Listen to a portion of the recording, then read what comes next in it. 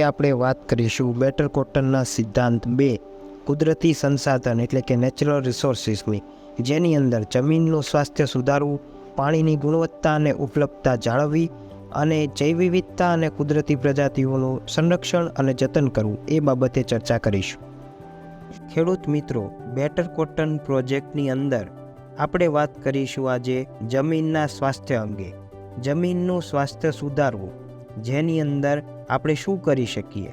જમીનનું સ્વાસ્થ્ય સુધારવા માટે વિવિધ પાકોનું વાવેતર કરવું જોઈએ, જેમાં પાક ફેરબદલી, આંતરપાક, કવર ક્રોપિંગ, પેરેનિયલ પાક એટલે કે બારમાસી પાક અને એગ્રો ફોરેસ્ટ્રીને અપનાવવી જોઈએ.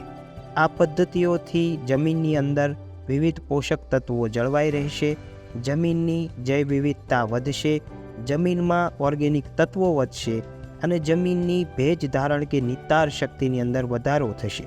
અને સાથે સાથે આ બધું કરવાથી જમીનનું થતું ધોવાણ જે હવા અથવા તો પાણી દ્વારા થતું હોય છે એ પણ અટકશે. ઉપરાંત જમીનની અંદર સેન્દ્રિય કાર્બનનું પ્રમાણ પણ જળવાઈ રહેશે, જેનાથી જમીનનું સ્વાસ્થ્ય સારું રહેશે. ખેડૂત મિત્રો, આ સિવાય આપણે પાક વચ્ચેની ખાલી જમીન ઢંકાઈ રહે એવી પદ્ધતિઓનો પણ ઉપયોગ કરી શકીએ છીએ, જેની અંદર જમીન ઢંકાઈ રહે એ માટે આંતરપાક કરી શકાય, એગ્રો ફોરેસ્ટ્રી અપનાવી શકાય અને મલ્ચિંગ અથવા તો સાંકડા ગાળાનું વાવેતર કરી શકાય. આ પદ્ધતિઓ અપનાવવાથી જમીનની ભેજ ધારણ અને નિતાર શક્તિમાં સુધારો આવશે, પોષક તત્વોનું ધોવાણ થતું અટકશે અને જમીનની અંદર અને ઉપર બંને બાજુની જૈવ વિવિધતામાં વધારો થશે. આ માટે ખાસ કરીને આપણે જમીન ખાલી ન રહે અને ખેતરના દરેક ભાગ ઉપર કંઈક ને કંઈક આપણે ઉગાડી શકીએ એવા પ્રયાસો કરવા જોઈએ. ઉપરાંત ખેડૂતોએ જમીનનું બંધારણ બગડે નહીં એ પ્રકારના ખેતી કાર્યોને અપનાવવા જોઈએ, જેની અંદર સંપૂર્ણ ખેડ ન કરવી અથવા તો ઊંડી ખેડ વારંવાર ન કરવી જોઈએ. છીછરી ખેડ કરવાથી કે અમુક જ વિસ્તારની અંદર ખેડ કરવાથી જમીનનું બંધારણ જળવાઈ રહે છે અને ખાસ કરીને પાકના અવશેષોને જમીનમાં પાછા ઉમેરવા જોઈએ, જેથી તેનું બંધારણ જળવાઈ રહે.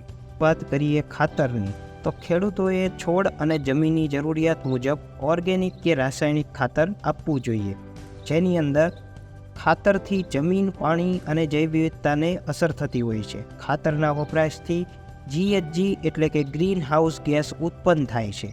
જમીન ચકાસણી અથવા તો છોડનું નિરીક્ષણ કરીને જ ખાતર આપવું જોઈએ અને આપેલા ખાતરની નોંધ રાખવી જોઈએ.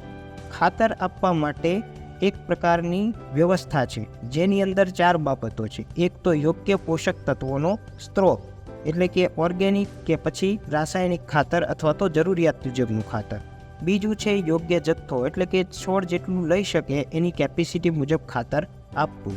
ત્રીજી વસ્તુ છે યોગ્ય સમય એટલે કે છોડની અવસ્થા અને વાતાવરણ જોઈને ખાતર આપવું. અને ચોથું છે યોગ્ય સ્થળ એટલે કે છોડના મૂળની નજીક ખાતર આપવું.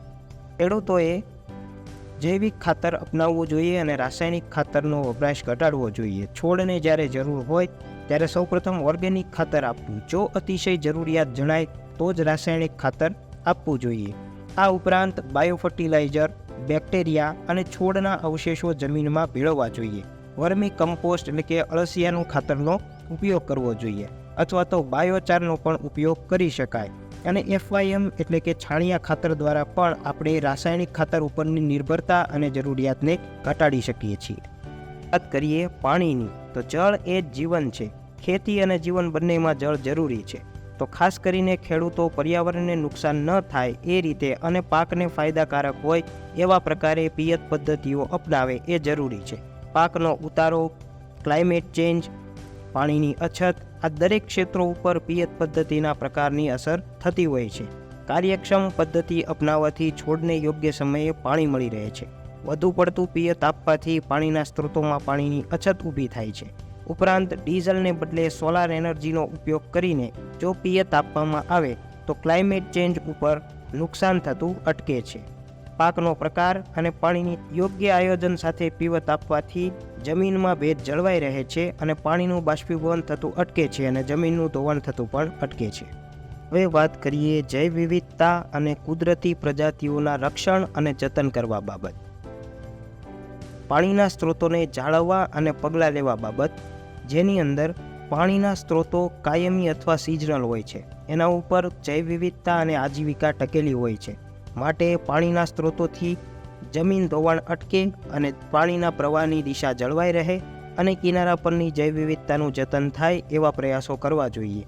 રિપેરિયન એરિયા એટલે કે નદી અથવા તો તળાવ આસપાસના કાંઠાનો વિસ્તાર એને શુદ્ધ અને ચોખ્ખો રાખવો જોઈએ, જેમાંથી પાણી ફિલ્ટર થઈ અને મુખ્ય પ્રવાહમાં બળતું હોય છે. આ માટે ખાસ કરીને જંતુનાશકોનો છંટકાવ આવા વિસ્તારોની આસપાસ કરવો જોઈએ નહીં. જંતુનાશકના ડબલાને જાતા ફેંકવા જોઈએ નહીં અને એનો યોગ્ય નિકાલ કરવો જોઈએ.